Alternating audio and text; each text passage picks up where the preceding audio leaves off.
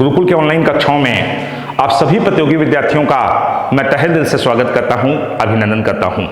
छात्रगण, सफलता का एकमात्र जो है, आपको सफल होना है, सफलता प्राप्त करना है तो जीवन में आपको कठिन चुनौतियों का सामना तो करना पड़ेगा ही। कठिन परिश्रम, जज्बा, जुनून, लगन, मेहनत और किसी भी चीज के प्रति आकर्षण होना बहुत जरूरी है। छात्रगण, हमेशा अच्छे ख्वाब देखिए, हमेशा अच्छी अच्छी बातों को सोचिए, हमेशा मन में इन ख्यालों को लाइए कि कल के दिन आप प्रशासनिक अधिकारी बन जाएंगे तो आपके परिवार का रुतबा, आपके परिवार की प्रतिष्ठा समाज में कितनी ऊंची हो जाएगी, आपकी प्रतिष्ठा कितनी ऊंची हो जाएगी। रिश्तेदारों के बीच, समाज के बीच, अपने गांव में, अपने शहर में, अपने जिले में, अपने राज्य में आपकी विशिष्ट पहचान होगी। ये सब चीजों को सोचिए छात्रगण, तो देखिएगा सफलता के पीछे आप दीवाने हो जाएंगे, सफलता से आप मोहब्बत करने लगेंगे और कैरियर के लिए कुछ भी कर गुजरने को तैयार रहेंगे। यही जिंदगी का फलसफा है। इसलिए छात्रगण, मेहनत, जज्बा, जुनून तो होना ही चाहिए, सकारात्मक ऊर्जा, अंदर से उत्साह और किसी चीज को पाने की ललक होनी भी बहुत जरूरी है छात्रगण, है ना। उद्देश्य विहीन काम नहीं होना चाहिए। उद्देश्य होना चाहिए कि मैं जेपीएससी की तैयारी कर रहा हूं तो मैं बीडीओ, सीओ, डीएसपी बनूंगा तो क्या रुतबा होगा, किस प्रकार से लोग मुझे देखेंगे।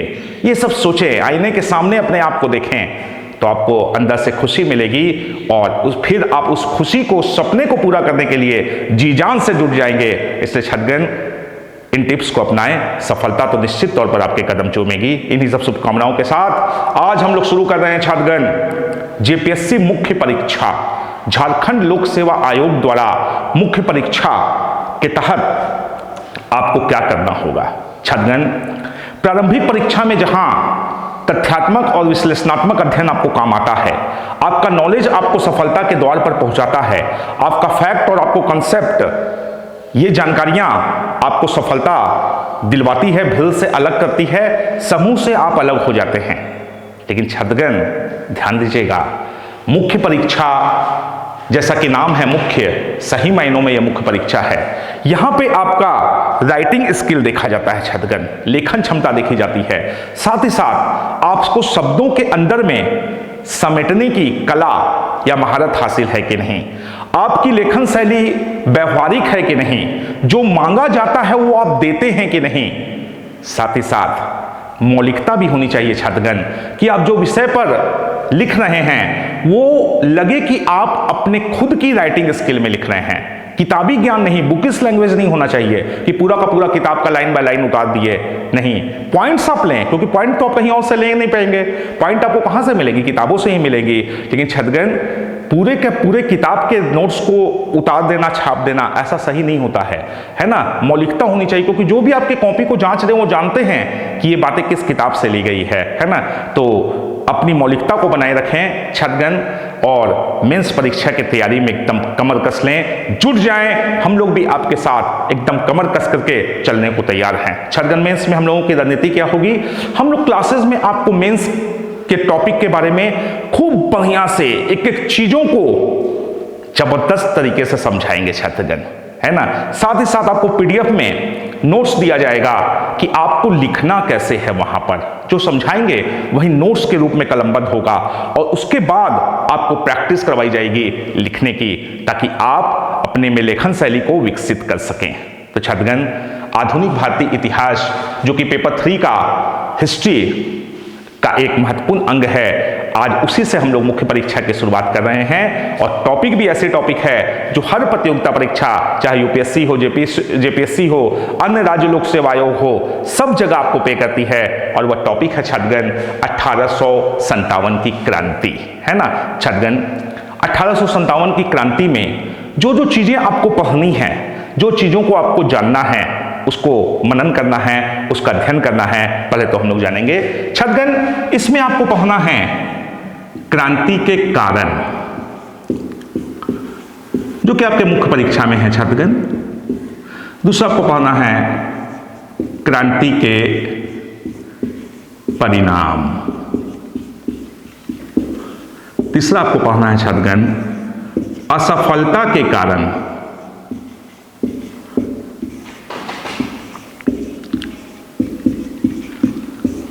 चौथा पढ़ना है विद्रोह का स्वरूप।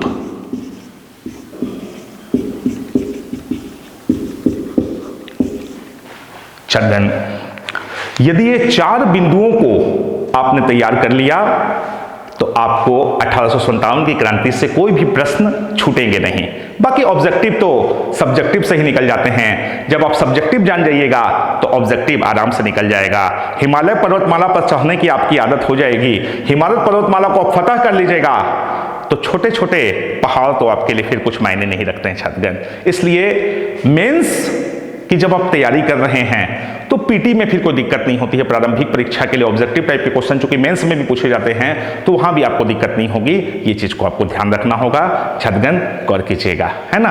तो छात्रगण आज जिस टॉपिक को हम लोगों ने शुरू किया है, जिसके नोट्स आपको पीडीएफ मोड में दिए जाएंगे और आपको उसी अनुसार से उसे याद करना है, फिर अपने शब्दों में लिखना है और बार बार लिखने की प्रैक्टिस करनी है। छात्रगण जब तक आप पूरे पॉइंट्स को लिखने की आदत न डाल लें तब तक आपको लिखन शैली को छोड़ना नहीं है। छात्रगण लेखन शैली कोई आसान चीज नहीं होती है।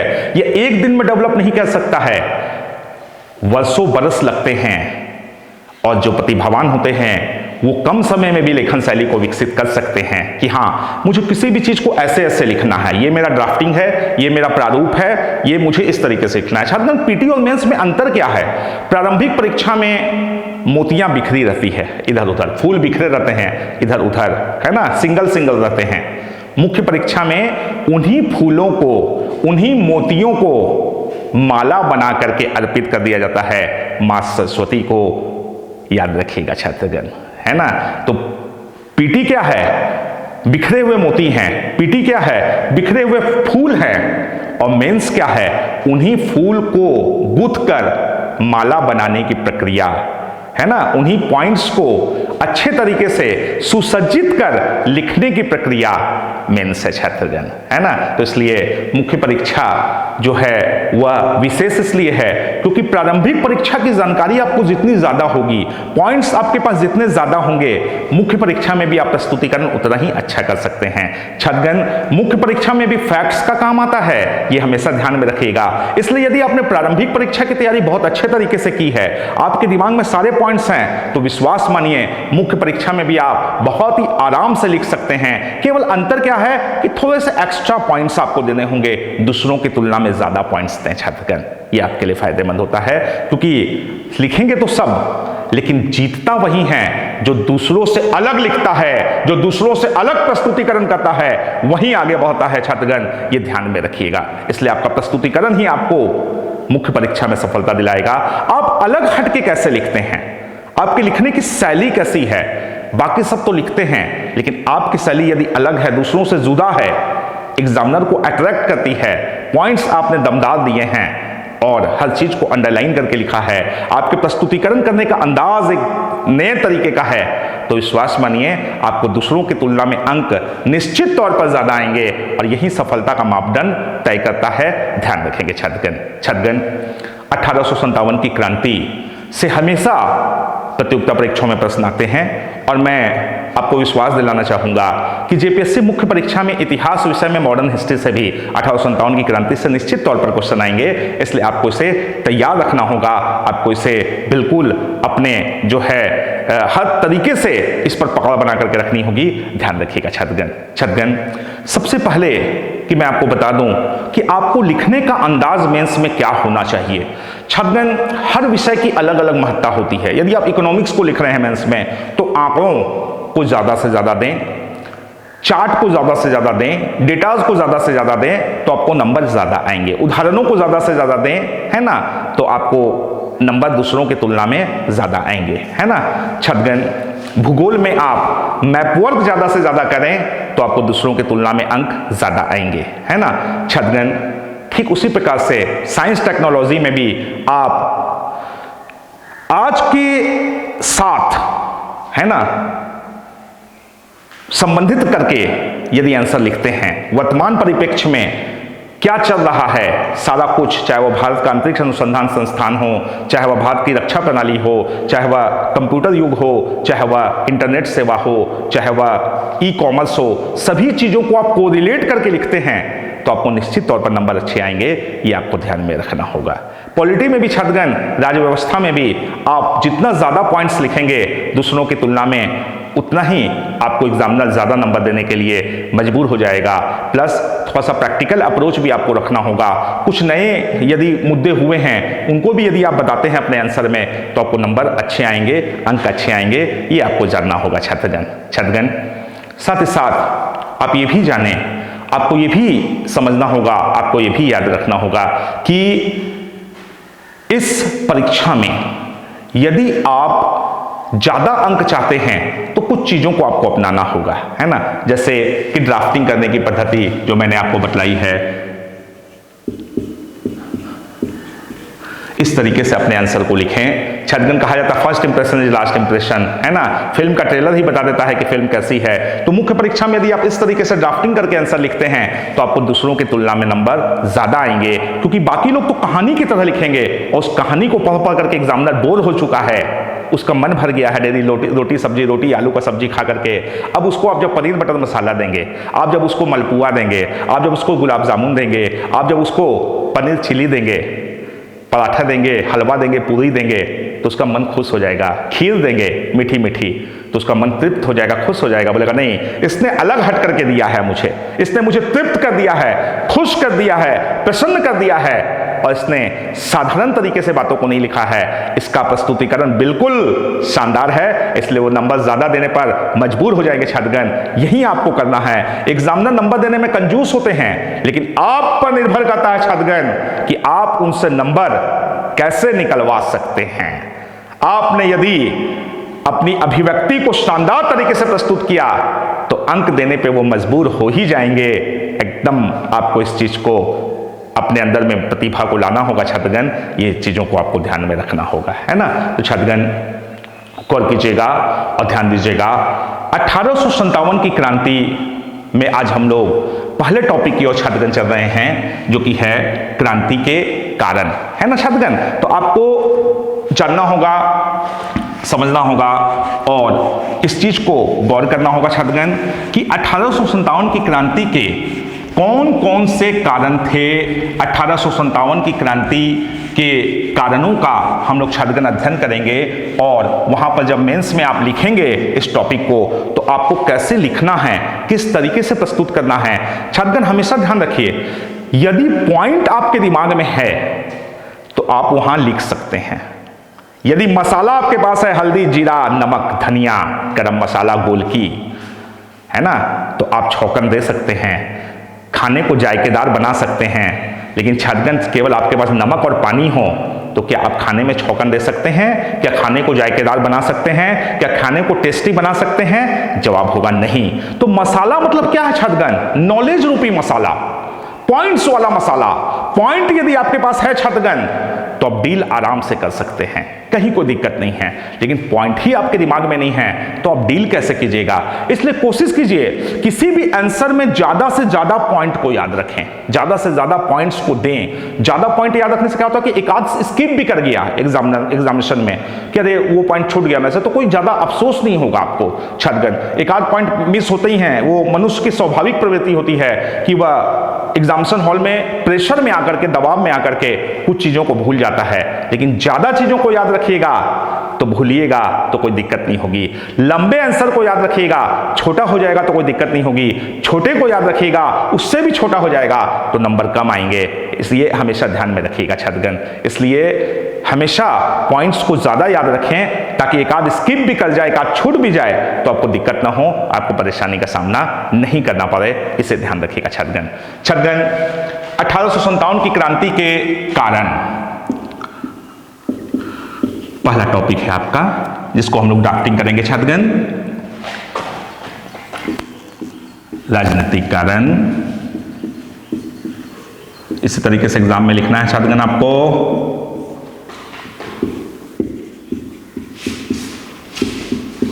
आर्थिक कारण,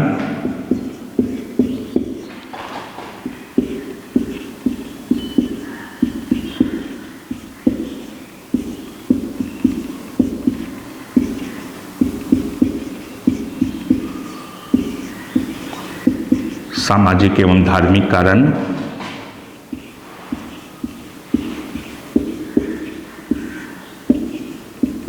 सैन्य कारण,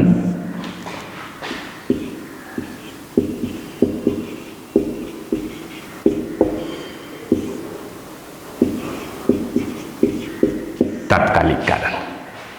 यह छदगन ड्राफ्टिंग इसको कहा जाता है, जिसे आपको ध्यान रखना होगा। इस तरीके के ड्राफ्टिंग करने के लिखने से क्या होगा छदगन कि एग्जामिनर देखेगा जैसे ही आपके नोट्स कॉपी को, जैसे ही आपके आंसर शीट को देखेगा मुख्य परीक्षा के, वो समझ जाएगा कि आप क्या बताना चाहते हैं। आपको नॉलेज है तभी आपने ड्राफ्टिंग किया है छात्रगण, ध्यान रखिएगा। और यहीं से आपका इंप्रेशन उसके नजर में शानदार आने लगेगा और यहीं से वह अंक देने पर मजबूर हो जाएगा छात्रगण, ध्यान रखिएगा। छात्रगण, आप होटलों में जाते हैं, बड़े बड़े होटलों में सलाद आपको प्रस्तुत करके देता है, प्लेट में खूब बढ़िया से सजा करके, मूली, गाजर, खीरा, टमाटर, पत्ता गोभी, मिर्चा का फूल बना करके, और उसका 60 रुपया 100 रुपया तक चार्ज करता है। लाइन होटल्स में आप खाते हैं, केवल ऐसे ही प्याज का 4 टुकड़ा, मूली का 4 टुकड़ा, खीरा का 4 टुकड़ा देके दे देता है सलाद, पैसा नहीं लेता है। छात्रगण, प्रस्तुतिकरण बहुत मायने रखती है। आप किसी के भी बर्थडे में, विवाह समारोह में या अन्य खुशी के माहौल में गिफ्ट लेके जाते हैं तो उस गिफ्ट को आप सुंदर से पैक करवाते हैं, ऊपर फूल लगवाते हैं, कार्ड लगाते हैं, नाम लिखते हैं सुंदर से, तब उसे देते हैं। बिना पैक किया हुआ नहीं देते हैं छात्रगण। यही प्रस्तुतिकरण है ना। खीर भी आप किसी को परोस रहे हैं, उसके ऊपर से आपने इलायची, मेवा, केसर वगैरह दे दिया तो वो देखने में तो सुंदर होता ही है, उसका स्वाद भी बढ़ जाता है। यही मुख्य परीक्षा में आपसे उम्मीद की जाती है कि किसी भी चीज को साधारण तरीके से प्रस्तुत ना करें, अलग हट करके प्रस्तुत करें, आम और खास में अंतर को स्थापित करें। खास होकर के लिखेंगे तो नंबर ज्यादा आएंगे, आम होकर के लिखेंगे, कहानी की तरह लिखेंगे तो नंबर कम आएंगे छात्रगण। इसलिए मैं यही कहूंगा, इतिहास को भी गणित का रूप दे दें, इतिहास को भी फिजिक्स, केमिस्ट्री, ज्योग्राफी, इकोनॉमिक्स से लेके जूलॉजी, बॉटनी, मैथ का रूप दे दें, ताकि आपको अंक देने पर एग्जामिनर मजबूर हो जाए छात्रगण। इसलिए ऐसा कहना गलत होगा कि इतिहास विषय में नंबर नहीं आता है, हम तो जितना भी लिख के आते हैं मेरा 50%, 60% से ऊपर नहीं आता है। ऐसा नहीं है छात्रगण, ये ग्रेजुएशन पीजी का एग्जामिनेशन नहीं है। यहाँ पर आप जितना अच्छा प्रस्तुतिकरण कीजिएगा आपको अंक उतने ही अच्छे आएंगे। इस चीज को आपको ध्यान रखना होगा छात्रगण। मुख्य परीक्षा में जो आपकी टॉपिक हम लोगों ने शुरू की है आज, 1857 की क्रांति के कारण।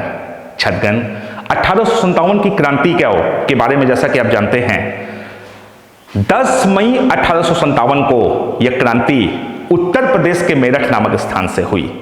11 मई 1857 को बहादुर शाह जफर, मुगल सम्राट, जो कि अंतिम मुगल सम्राट थे, वो इस विद्रोह के राष्ट्रीय नेतृत्वकर्ता घोषित किए गए विद्रोही सैनिकों के द्वारा।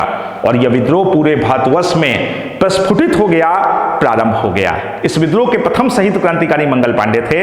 इस विद्रोह का प्रतीक चिन्ह रोटी एवं कमल का फूल था। इस विद्रोह को भारत का प्रथम स्वतंत्रता संग्राम, सिपाही विद्रोह और सैन्य विद्रोह कहा जाता है। इस विद्रोह के समय भारत के गवर्नर जनरल लॉर्ड कैनिंग थे तथा इस विद्रोह का प्रतीक चिन्ह रोटी और कमल का फूल था। इस विद्रोह के समय इंग्लैंड के प्रधानमंत्री पामस्टन थे।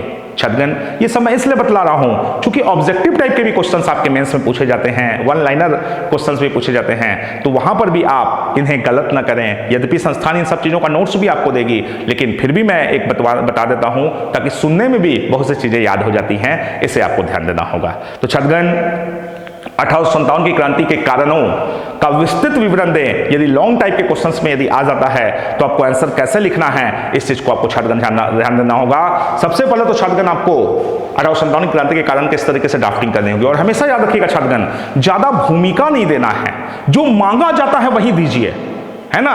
अगर 1857 की क्रांति के कारण पूछा जा रहा है तो आपको उसका इंट्रोडक्शन वगैरह नहीं देना है ना। 1857 की क्रांति कब शुरू हुई, मंगल पांडे प्रथम शहीद क्रांतिकारी थे, ये हुआ वो हुआ, नहीं छात्रगण। यही है मुख्य परीक्षा का खासियत, जो मांगा जाए वही दीजिए। आप होटल में गए, आपने ऑर्डर किया पनीर बटर मसाला और वेटर आलू दम लेकर के आ गया, तो आप क्या करेंगे, गुस्साएंगे। वेटर को बोलेंगे मैंने पनीर बटर मसाला मांगा था यार, तुम आलू दम लेकर के आ गए हो, क्या ये सब। यही चीज होता है बाबू मेंस परीक्षा में, मुख्य परीक्षा में छात्रगण। एग्जामिनर जो आपसे मांग रहा है बस वही दीजिए, उससे ना तो भटकिए, न इधर उधर जाइए, ना कुछ अलग बातों का समावेश कीजिए। हाँ, उससे रिलेटेड कोई बातें हैं तो आप उसे बता सकते हैं, जो कि वहां लगता है प्रासंगिक है, वहां लगता है कि इसकी जरूरत है, तो कहीं कोई दिक्कत नहीं है। लेकिन अलग जो है बातें जो कि बिल्कुल प्रासंगिक नहीं है, जो कि बिल्कुल वहां सूट नहीं करती है, ऐसी बातों का कभी भी समावेश अपने आंसर में नहीं करें। आंसर को लंबा ना खींचें, आंसर में एक पॉइंट को दो बार ना लिखें, आंसर में कभी भी तारतम्यता को ना खोने दें, सीक्वेंस वाइज लिखें। ये सब मेंस की ये होती है छात्रगण। ये इंटर, ग्रेजुएशन और पीजी का एग्जाम नहीं है कि कॉपी भरे और नंबर आ गया, कहानी लिखे और नंबर आ गया, पॉइंट्स को बार बार लिखे और नंबर आ गया। ऐसा नहीं होता है छात्रगण। इसलिए आपको इस पर पैनी निगाह रखनी होगी, ध्यान देना होगा और एक एक चीजों को मनन करना होगा। छात्रगण, 1857 की क्रांति को, कारणों को जब हम लोग देखते हैं तो हम लोग इसे कई भागों में बांटते हैं छात्रगण। राजनीतिक कारण, आर्थिक कारण, सामाजिक एवं धार्मिक कारण, सैन्य कारण, तत्कालिक कारण, है ना छात्रगण। इस तरीके से आपको आंसर लिखना होगा। यह होगा आपका फर्स्ट इंप्रेशन कि आपने 5 महत्वपूर्ण बिंदु माने हैं 1857 की क्रांति के कारणों में। ये 5 बिंदु कौन कौन से हैं? पॉलिटिकल रीजन कौन कौन से थे, इकोनॉमिकल रीजन कौन कौन से थे, सोशल एंड रिलीजियस रीजंस कौन कौन से थे, मिलिट्री रीजंस कौन कौन से थे और तत्कालिक कारण कौन कौन से थे, ये आपने जाना छात्रगण। इसलिए आपको इसे ध्यान में रखना होगा, मनन करना होगा, याद रखना होगा और एक एक चीजों को गौर करना होगा छात्रगण। अगले स्टेप की ओर हम लोग आते हैं। ये स्टेप को लिखने के बाद आपको क्या करना है छात्रगण, उसे ध्यान दीजिएगा।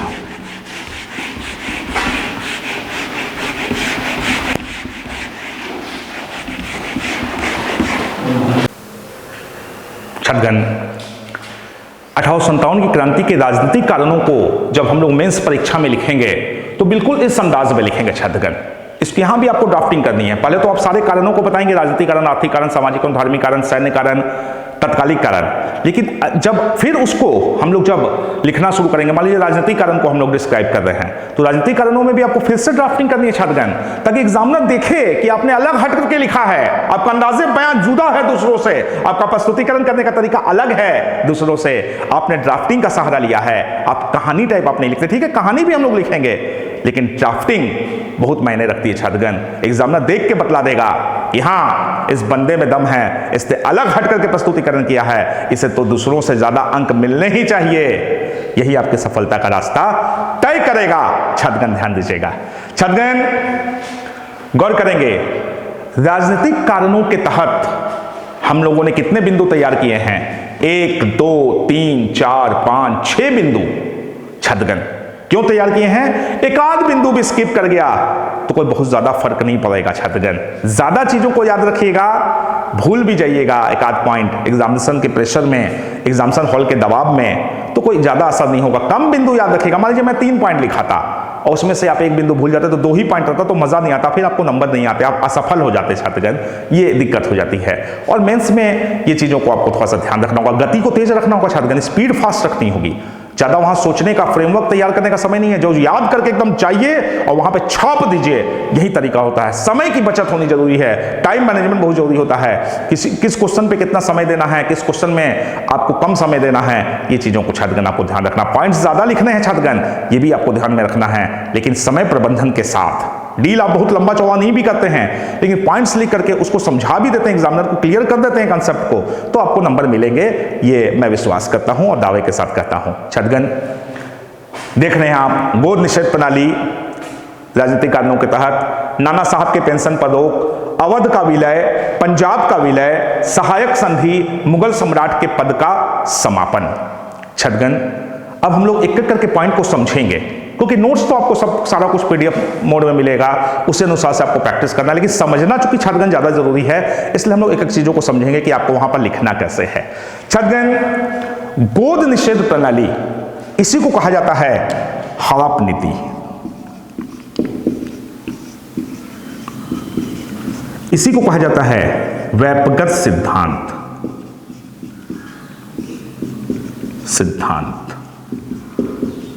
इसी को कहा जाता है चूक का सिद्धांत।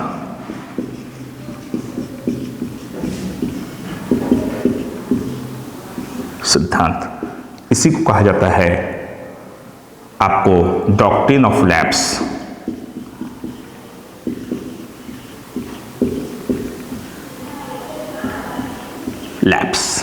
है ना छात्रगण? ये सारे नाम हड़प नीति, गोद निषेध प्रणाली, वेबगर सिद्धांत, डॉक्ट्रिन ऑफ लैप्स, चूक का सिद्धांत, सब इसी के नाम है छात्रगण। गोद निषेध प्रणाली को इन्हीं नामों से जाना जाता है। छात्रगण गौर कीजिएगा, छात्रगण क्या थी ये प्रणाली और 1857 की क्रांति में इसकी भूमिका इतनी महत्वपूर्ण क्यों है, गौर करेंगे छात्रगण। छात्रगण 1857 की क्रांति में गोद निषेध प्रणाली का बहुत बड़ा योगदान है। छात्रगण हड़प नीति, वेबगर सिद्धांत, चूक का सिद्धांत, डॉक्ट्रिन ऑफ लैप्स भी इसे कहा जाता है। छात्रगण क्या था गोद निषेध प्रणाली, नाम में ही अर्थ छिपा हुआ है जो कि आपको जानना है, समझना है। गोद निषेध प्रणाली, गोद लेने से मना करना, गोद निषेध प्रणाली, गोद लेने से मना करना किसको? ऐसे भारतीय राज्य जिनकी अपनी संतान नहीं होती थी। हमारे उस समय के गवर्नर जनरल कौन थे छात्रगण? लॉर्ड डलहौजी। ये शाहरुख खान थे उस समय के, है ना। और उस समय शाहरुख खान का एक प्रसिद्ध फिल्म आप लोगों ने देखा होगा, मैं हूं ना, है ना। और ये भी ऐसे भारतीय राज्य जिनकी अपनी संतान नहीं होती थी, उनको वही डायलॉग बोलते थे शाहरुख खान वाला, जो कि उन्होंने अपने पिक्चर में कई बार कहा है, मैं हूं ना, मैं हूं ना, मैं हूं ना, है ना। और गाना भी गाया है, किसका है ये तुमको इंतजार, मैं हूं ना, है ना। तो छात्रगण लॉर्ड डलहौजी उस समय के शाहरुख खान थे। और ऐसे भारतीय राज्य जिनकी अपनी संतान नहीं होती थी, उसे जाकर ये एक ही डायलॉग कहते थे, मैं हूं ना। छात्रगण उस समय के भारतीय राज्य जिन्हें अपनी संतान नहीं होती थी, वो चाहते थे कि अपने भतीजे को, अपने भाई को, अपने किसी सगे संबंधी के बच्चे को गोद ले लें और अपने वंश को आगे बढ़ाएं। लेकिन डलहौजी शाहरुख खान बनकर के कहता था, मैं हूं ना, आपको क्या जरूरत है गोद लेने की, मैं आपके राज्य को चलाऊंगा, अब ये राज्य मेरा हो गया है। छात्रगण सिर्फ अपनी संतान नहीं हो पाने का एक छोटा सा कारण आपके राज्य के छीनने का एक मकसद बन जाता है अंग्रेजी साम्राज्य के लिए, तो यह बहुत ही दुखदाई है, पीड़ादायक है। अंदर से विद्रोह के कारणों में न्यूटन के तीसरे गति का नियम लागू होता है छात्रगण, क्रिया के विपरीत प्रतिक्रिया। और छात्रगण यहां भी वही हुआ। 1 इंच जमीन के लिए हम लोग न्यायालयों में वकीलों के पास इतने पैसे को खर्च कर देते हैं जितनी कीमत उस जमीन की नहीं होती है छात्रगण, है ना।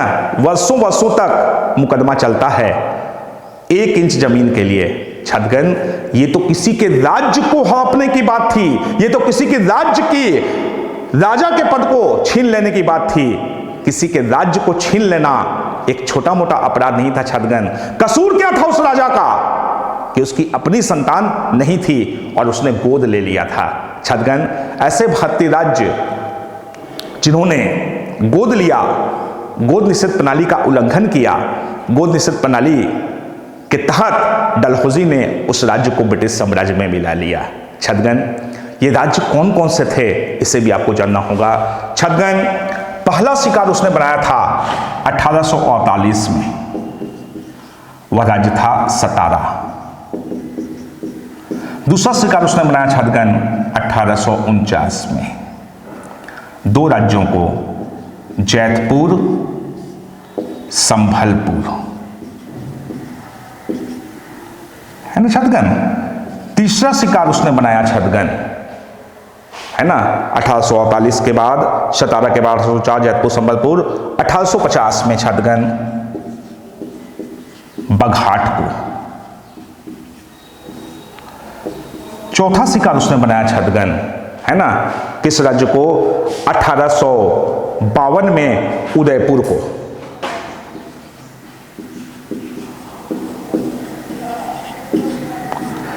पांचवा शिकार बनाया छात्रगण 1853 में झांसी। बुंदेलो हर बोलो के मुंह से हमने सुनी कहानी थी, खूब लड़ी मर्दानी वो तो झांसी वाली रानी थी, है ना छात्रगण। छठा शिकार बनाया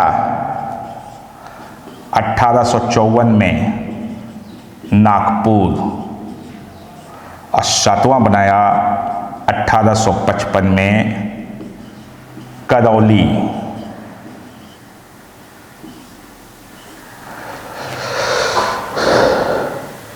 यह है छदगन लॉर्ड डलहौजी के द्वारा गोद निषेध प्रणाली के तहत शिकार किए गए राज्य, जो कि आपको ऑब्जेक्टिव में भी काम आ जाएंगे और सब्जेक्टिव में तो काम आ ही रहे हैं। आप इन सभी राज्यों का डिटेल्स वहां पे अपने मुख्य परीक्षा में लिखेंगे और ईस्वी सन के साथ लिखेंगे सही, तभी अंक ज्यादा आएंगे छदगन, ये गौर कीजिएगा। छदगन डलहौजी ने गोद निषेध प्रणाली के तहत 8 राज्यों को शिकार बनाया। आपको लगेगा सर यहां 7 ही लिखे हैं, है ना, नंबर तो 7 है, लेकिन नहीं छदगन। 1849 में आप देखिए 2 राज्यों को, जैतपुर एवं संभलपुर, 2 राज्यों को एक साथ छदगन मिलाया जा रहा है। आप देख रहे हैं, है ना, 2 राज्यों को एक साथ मिलाया जा रहा है, जैतपुर एवं संभलपुर को, इसलिए छदगन ये 8 हो गए, है ना। सतारा 1, जैतपुर एवं संभलपुर 2, बघाट 3, उदयपुर 4, झांसी 5, नागपुर 6, करौली 7, है ना। तो 7 तो नंबर में आ रहे हैं छदगन, लेकिन अब ऐसे गिनते हैं हम लोग। देखिए 1848 सतारा 1, 1849 जैतपुर एवं संभलपुर, तो 1 2 3, 1850 बघाट 4, 1852 उदयपुर 5, 53 झांसी 6, 54 नागपुर 7, 55 करौली 8। छदगन सोचिए 8 राज्यों को डलहौजी ने गोद निषेध प्रणाली का शिकार बनाया। कसूर मात्र इतना था कि अपनी संतान नहीं थी छदगन। इसी बात का दुख था, इसी बात की तकलीफ थी, इसी बात का पीड़ा था, और यही दुख विद्रोह का कारण बन गया। छदगन राज्य को हड़प लिया गया, राज्य को गोद निषेध प्रणाली का शिकार बना लिया गया, वेबगत सिद्धांत का शिकार बना लिया गया, चूक का सिद्धांत का शिकार बना लिया गया, डॉक्ट्रिन ऑफ लैप्स का शिकार बना लिया गया था छदगन लॉर्ड डलहौजी के द्वारा। 1857 की क्रांति का यह एक महत्वपूर्ण कारण साबित हुआ था, जिसे छदगन आपको ध्यान रखना होगा, मनन करना होगा और एक चीजों को याद रखना होगा। गौर कीजिएगा छदगन बहुत बहुत इंपॉर्टेंट है, यह भी प्रतियोगिता परीक्षाओं के लिए आपको अपने आंसर में सारी चीजों को बताना होगा कि गोद निषेध प्रणाली की शुरुआत लॉर्ड डलहौजी ने की थी। कब की थी? 1848 में की थी, है ना। किस राज्य को प्रथम शिकार बनाया था? सतारा को बनाया था, जो कि वर्तमान में महाराष्ट्र में है। गोद निषेध प्रणाली का जन्मदाता कौन था? लॉर्ड डलहौजी था छदगन, है ना। गौर कीजिएगा छदगन क्या था गोद निषेध प्रणाली, ये भी आपको अपने उत्तर में लिखना होगा, है ना। कुछ नहीं, एकदम सिंपल सा। मैंने बताया कि वह उस समय का शाहरुख खान था, तो ये मत लिख दीजिएगा कि वह उस समय का शाहरुख खान था और वह मैं हूं ना का डायलॉग बोलता था। नहीं छदगन, आपको लिखना है ऐसे भारतीय राज्य जिनकी अपनी संतान नहीं होती थी, ऐसे भारतीय राज्य जिनकी अपनी संतान नहीं होती थी, उन्हें लॉर्ड डलहौजी उनके राज्य को ब्रिटिश साम्राज्य में मिला लेता था, है ना, और गोद लेने से मना करता था। यही गोद निषेध प्रणाली थी। ऐसे भारतीय राज्य जिनकी अपनी संतान नहीं होती थी, उन्हें लॉर्ड डलहौजी ब्रिटिश साम्राज्य में मिला लेता था, यही गोद निषेध प्रणाली थी। तो छदगन गोद निषेध प्रणाली के बारे में आपको जानना है, समझना है, याद रखना है, एक एक चीज़ों को मनन करना है, एक एक चीज़ों को गौर करना है, एक एक चीज़ों को छदगन आपको याद रखना होगा, पैनी निगाहें रखनी होगी, ध्यान देना होगा, मनन करना होगा, अध्ययन करना होगा और एक एक चीज़ों को ध्यान देना होगा, एक एक चीज़ों को गौर करना होगा, ताकि प्रतियोगिता परीक्षाओं में प्रश्न पूछे जाएं तो कहीं भी दिक्कत और मुश्किलों का सामना आपको छदगन नहीं करना पड़े। इस चीज़ को ध्यान रखिएगा छदगन, है ना। तो छदगन गोद निषेध प्रणाली के तहत लॉर्ड डलहौजी ने जिन 8 राज्यों को अपना शिकार बनाया था, उनका भी डिटेल्स आपको अपने आंसर में लिखना होगा छदगन, तभी दूसरों की तुलना में ज्यादा अंक आएंगे। केवल आप लिख दीजिएगा कि गोद निषेध प्रणाली के तहत लॉर्ड डलहौजी ने 8 राज्यों को शिकार बनाया था, तो काम नहीं चलेगा छदगन, नंबर की उम्मीद नहीं रखेंगे, सफलता की गारंटी नहीं होगी। लेकिन आपने 8 राज्यों के नाम लिखे ईस्वी सन के साथ, तो निश्चित मानिए आपका आंसर अलग बनेगा, उत्कृष्ट बनेगा, शानदार बनेगा छदगन। इसे आपको ध्यान देना होगा छदगन। दूसरी बात जो आपको ध्यान देनी होगी, मनन करनी होगी और एक एक चीज़ों को छदगन गौर करना होगा, एक एक चीज़ों को याद रखना होगा, एक एक चीज़ों को मनन करना होगा। छदगन ध्यान दीजिएगा, नाना साहब के पेंशन पर रोक, है ना। दूसरे पॉइंट पर हम लोग आ रहे हैं छदगन, जो कि आपको मेंस में लिखना है। छदगन कौन थे नाना साहब? ध्यान दीजिएगा, अंतिम मराठा पेशवा बाजीराव II के दत्तक पुत्र थे, गोद लिए हुए पुत्र थे, है ना। अंतिम मराठा पेशवा बाजीराव II के दत्तक पुत्र थे नाना साहब। ये कहाँ रहते थे? ये कानपुर के निकट इनको बिट्ठूर नामक स्थान में अंग्रेजों ने पेंशन याफ्ता बना के रख दिया था। कानपुर के निकट एक स्थान है छात्रगण बिट्ठूर, है ना, वहीं पर इन्हें पेंशन याफ्ता बना करके रख दिया गया था। ठीक है, इन्हें पेंशन मिलता था। चूंकि ये पेशवा राजवंश से आते थे, मराठों के राजवंश से आते थे, इसलिए अंग्रेज इन्हें पेंशन देते थे। छात्रगण ध्यान दीजिएगा, मनन कीजिएगा, अध्ययन कीजिएगा और एक एक चीज़ों को याद रखिएगा, एक एक चीज़ों को गौर कीजिएगा, एक एक चीज़ों को आपको छात्रगण स्मरण करना है और क्या सवाल आएंगे वो भी गौर कीजिएगा। छात्रगण पूछा जाएगा सवाल कि नाना साहब के पेंशन पर रोक किसने लगा दिया था? लॉर्ड डलहौजी ने। नाना साहब कौन थे? अंतिम मराठा पेशवा बाजीराव द्वितीय के दत्तक पुत्र थे नाना साहब, जिनके पेंशन पर रोक लगा दी गई थी। इसे भी आपको छात्रगण ध्यान रखना होगा, मनन करना होगा और एक एक चीज़ों को गौर करना होगा। प्रतियोगिता परीक्षाओं के लिए भी बहुत बहुत इंपॉर्टेंट है और जबरदस्त रूप से छात्रगण आता है, ध्यान देंगे, है ना। तो छात्रगण पेंशन पर रोक लगाना बहुत बड़ी बात है। आज छात्रगण सरकार वृद्धावस्था पेंशन योजना चलाती है, वृद्धों को गुजर बसर के लिए पेंशन दिया जाता है। छात्रगण यदि आज सरकार नोटिस निकाल दे कि वृद्धावस्था पेंशन योजना पर रोक लगाई जाती है, देखिएगा वृद्ध लोग कैसे युवा होकर के रोड जाम करने लगेंगे और मुद्दाबाद के नारे लगने लगेंगे। उनका जोश देखते ही बनेगा, आपको लगेगा नहीं कि वो वृद्ध हैं, लगेगा आपको ये 25 बरस के जवान हैं। छात्रगण एक वृद्ध व्यक्ति की पेंशन बंद कर दिए जाने पर जब इतना बवाल मच सकता है, तो नाना साहब तो राज परिवार से आते थे, मराठा साम्राज्य से संबंधित थे, उनके पेंशन को डलहौजी ने बंद कर दिया और यहां पर क्रिया के विपरीत प्रतिक्रिया हुई। नाना साहब ने कानपुर में अंग्रेजों का रक्त बहाया और सामूहिक कत्लेआम किया था छात्रगण, है ना। यह भी घटना 1857 की क्रांति का महत्वपूर्ण कारण थी। पूछेगा किसका पेंशन लॉर्ड डलहौजी ने बंद कर दिया था? नाना साहब का पेंशन बंद कर दिया था। नाना साहब कौन थे? अंतिम मराठा पेशवा बाजीराव के दत्तक पुत्र थे, गोद लिए हुए पुत्र थे। छात्रगण नाना साहब का वास्तविक नाम था धोंधू पंत,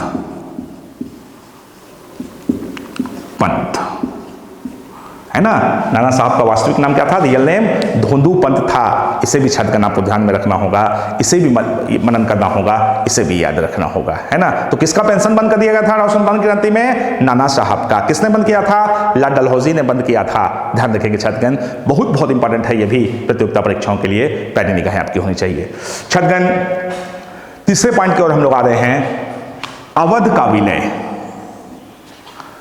छात्रगण जब डलहौजी ने देखा कि गोद निषेध प्रणाली के तहत उसने 8 राज्यों को तो मिला लिया, लेकिन अभी भी भारत का एक दुधारू गाय, जिसे बफल स्टेट कहा जाता था, अवध, जो कि धन संपदा से काफी संपन्नता से युक्त राज्य था, उस राज्य को डलहौजी नहीं मिला पाया था छात्रगण, अवध को। यहां भी उसने चाल चली कि गोद निषेध प्रणाली के तहत अवध राज्य को भी ब्रिटिश साम्राज्य का अंग बना लिया जाए, परंतु क्या वो सफल हो पाया? है ना, नहीं। चूंकि अवध के शासक जो थे, पेशवा, अंतिम पेशवा अवध के जो थे, नवाब थे बाजीराव टू। अवध के शासक को नवाब कहा जाता था छात्रगण, है ना, नवाब कहलाते थे ये। तो बाजीराव टू को अपना एक पुत्र था छात्रगण, है ना, बेजिस कादिर उसका नाम था। तो चूंकि इनकी पत्नी का नाम बेगम हजरत महल था, पुत्र का नाम बिरजिस कादिर था, तो छात्रगण इनको चूंकि पुत्र था ऑलरेडी, तो गोद निषेध प्रणाली वाला डायलॉग काम नहीं किया, मैं हूं ना। जैसे इसने कहा डलहौजी ने मैं हूं ना, तो बिरजिस कादिर ने को खड़ा कर दिया हमारे बाजीराव द्वितीय ने, है ना। बाजीराव द्वितीय नहीं छात्रगण, क्षमा प्रार्थी हूं, बाजीराव द्वितीय तो मराठा पेशवा हैं। अवध के नवाब का नाम था वाजिद अली शाह, अली शाह। ये अवध के अंतिम नवाब थे छात्रगण, है ना। शतरंज के बहुत प्रसिद्ध खिलाड़ी मुंशी प्रेमचंद ने इन्हीं पर पुस्तक लिखी है, शतरंज के खिलाड़ी, है ना। शतरंज के खिलाड़ी पुस्तक किस पर लिखी गई है? नवाब वाजिद अली शाह पर लिखी गई है, जो कि मुंशी प्रेमचंद ने लिखी है। सत्यजीत रे ने इस पर फिल्म भी बनाई है, शतरंज के खिलाड़ी, ध्यान रखिएगा। छात्रगण अवध के अंतिम नवाब कौन थे? वाजिद अली शाह, और इनका बेटा था बिरजिस कादिर। पत्नी का नाम था बेगम हजरत महल, बेगम हजरत महल, और पुत्र का नाम था छात्रगण बिल्जिस कादिर।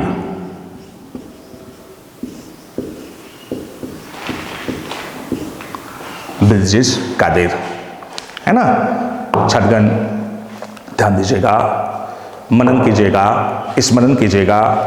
वाजिद अली शाह से जब डलहौजी मिला तो उसने सोचा गोद निषेध प्रणाली के तहत इस राज्य को भी मैं, इस दुधारू राज्य को भी मैं, इस बफल स्टेट को भी मैं ब्रिटिश साम्राज्य का अंग बना लूंगा। लेकिन वो सफल नहीं हो पाया छात्रगण। और यहां पर इनके पुत्र बिल्जिस कादिर ऑलरेडी मौजूद थे, इनकी पत्नी बेगम हजरत महल भी थी। छात्रगण जब डलहौजी ने देखा कि यहां पे गोद निषेध प्रणाली का डायलॉग नहीं चलेगा, मैं हूं ना का डायलॉग नहीं चलेगा, तो छात्रगण उसने एक बहाना बनाया अवध के लिए, और वह बहाना था कुशासन। कुशासन का बहाना बनाकर 1856 में अवध को उसने ब्रिटिश साम्राज्य में मिला लिया। छात्रगण पूछेगा, डलहौजी ने अवध को ब्रिटिश साम्राज्य का अंग कब बनाया था?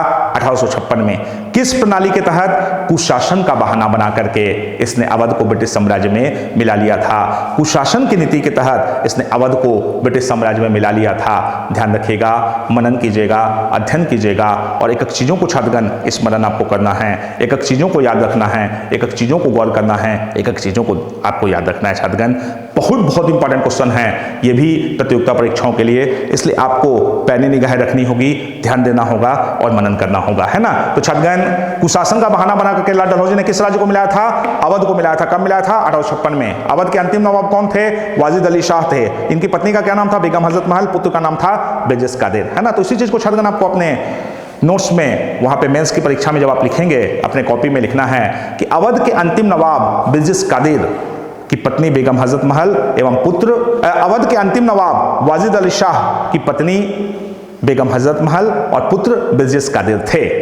लॉर्ड डलहौजी ने 1856 में कुशासन का बहाना बना करके अवध को ब्रिटिश साम्राज्य में मिला लिया था, है ना। इस तरीके से छात्रगण लिखने पर आपको नंबर अच्छे आएंगे, कहीं कोई दिक्कत नहीं है। आराम से आपको स्मूथली आंसर लिखना है मेंस का, ये ध्यान में रखिएगा। पीटी के ही महत्वपूर्ण बिंदुओं को मेंस में लिखा जाता है छात्रगण, बस लिखने का तरीका केवल थोड़ा सा बदल जाता है। वहां पे आप ऑब्जेक्टिव टाइप का वन लाइनर नोट्स बनाते हैं, यहाँ आपको सब्जेक्टिव में लिखना रहता है, यही अंतर होता है। थोड़े से पॉइंट्स ज्यादा देने पड़ते हैं और तारतम्यता बना के रखनी पड़ती है, ध्यान दीजिएगा। अगले पॉइंट को हम लोग समझेंगे छात्रगण, पंजाब का विलय। छात्रगण द्वितीय आंग्ल सिख युद्ध जो कि 1848-49 में हुआ था, इस युद्ध के पश्चात 1849 में छात्रगण डलहौजी ने पंजाब को ब्रिटिश साम्राज्य में मिला लिया। इस समय यहां के राजा थे छात्रगण दिलीप सिंह। दिलीप सिंह कौन थे छात्रगण? दिलीप सिंह थे, ध्यान रखिएगा। पूछेगा किस युद्ध के पश्चात लॉर्ड डलहौजी ने पंजाब को ब्रिटिश साम्राज्य में मिला लिया था? द्वितीय आंग्ल सिख युद्ध, सेकेंड एंग्लो सिख वार, है ना। कब मिला लिया था? 1849 में मिला लिया था। द्वितीय आंग्ल सिख युद्ध कब हुआ था? 1848-49 में हुआ था। द्वितीय आंग्ल सिख युद्ध के दौरान ब्रिटेन के पंजाब के राजा कौन थे? राजा दिलीप सिंह थे, जो कि रंजीत सिंह के पुत्र थे छात्रगण, है ना। इस प्रकार से डलहौजी ने पंजाब राज्य को भी ब्रिटिश साम्राज्य में मिला लिया। इससे भी क्रांति की ज्वाला भड़क गई, सिखों के अंदर आक्रोश की भावना भर गई कि हमारे कम उम्र का छोटा सा बालक सम्राट था, उसे भी आपने गद्दी से हटा दिया और उसकी कमजोरी का फायदा उठाते हुए आपने पंजाब को ब्रिटिश साम्राज्य में मिला लिया। डलहौजी, आपकी ये गलत नीतियां नहीं चलेगी, हम इसका पुरजोर विरोध करते हैं। और यह छात्रगण घटना भी विद्रोह का एक प्रमुख कारण बनी थी, जिसे आपको एग्जामिनर को बताना होगा। बहुत ही स्पष्ट शब्दों में लिखें, बहुत ही साधारण शब्दों में लिखें, क्लिष्ट भाषा का प्रयोग बिल्कुल भी ना करें छात्रगण, बहुत ही आसान भाषा का प्रयोग करें। यही तरीका होता है एग्जामिनेशन में, यही तरीका होता है आपको पढ़ाने में, जिसको आपको ध्यान में रखना होगा छात्रगण, है ना। नेक्स्ट आइएगा छात्रगण, सहायक संधि। सहायक संधि छात्रगण क्या था? सहायक संधि छात्रगण, भारत में सहायक संधि की जो शुरुआत की गई थी वो 1798 में लॉर्ड वेलेस्ली लॉर्ड वेलेज़ली नामक गवर्नर जनरल ने शुरू की थी। छात्रगण, 1798 में लॉर्ड वेलेज़ली ने सहायक संधि की शुरुआत की थी।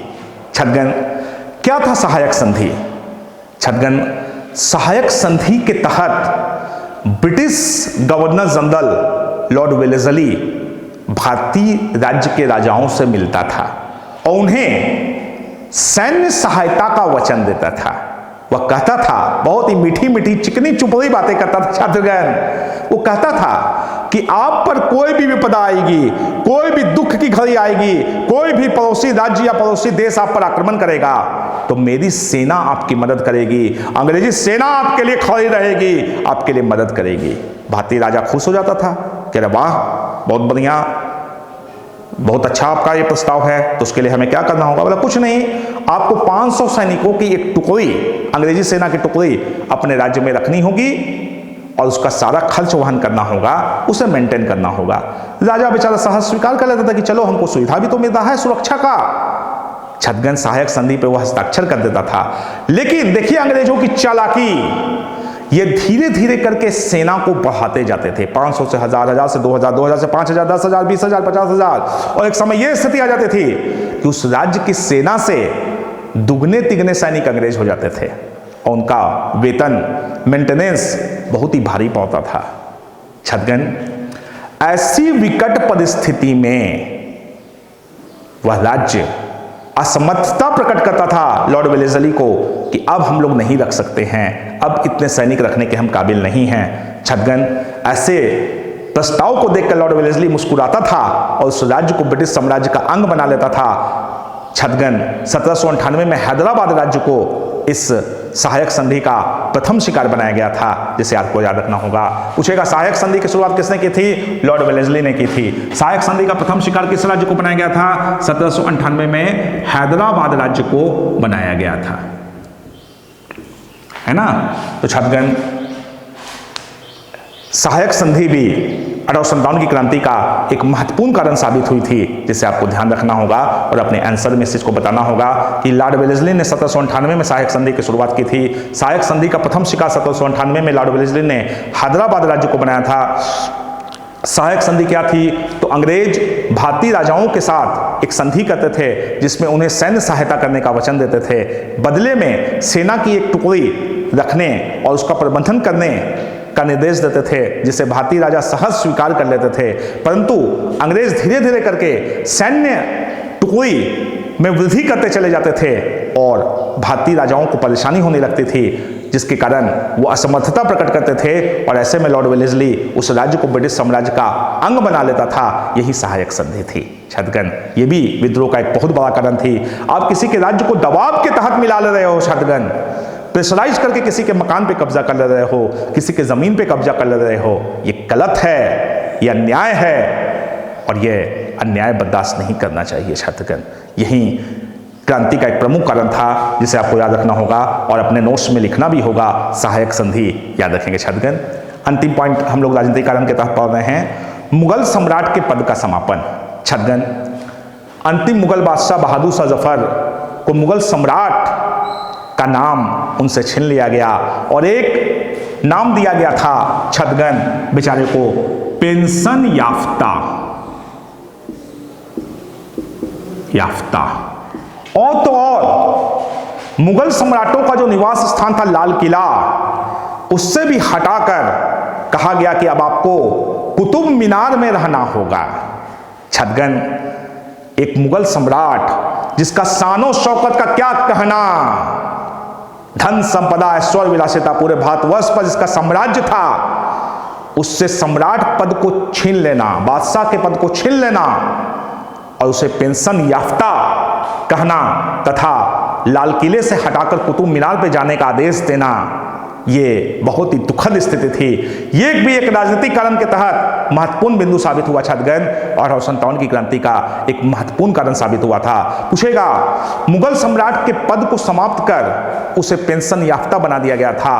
अंतिम मुगल सम्राट कौन थे? बहादुर शाह जफर थे, है ना। छात्रगण, इस प्रकार से हम लोगों ने 1857 की क्रांति के राजनीतिक कारणों को समझा है। ये सारे पॉइंट्स को आपको उसी तरीके से आंसर लिखना है छात्रगण, एक एक पॉइंट को लिखना है, डील करना है।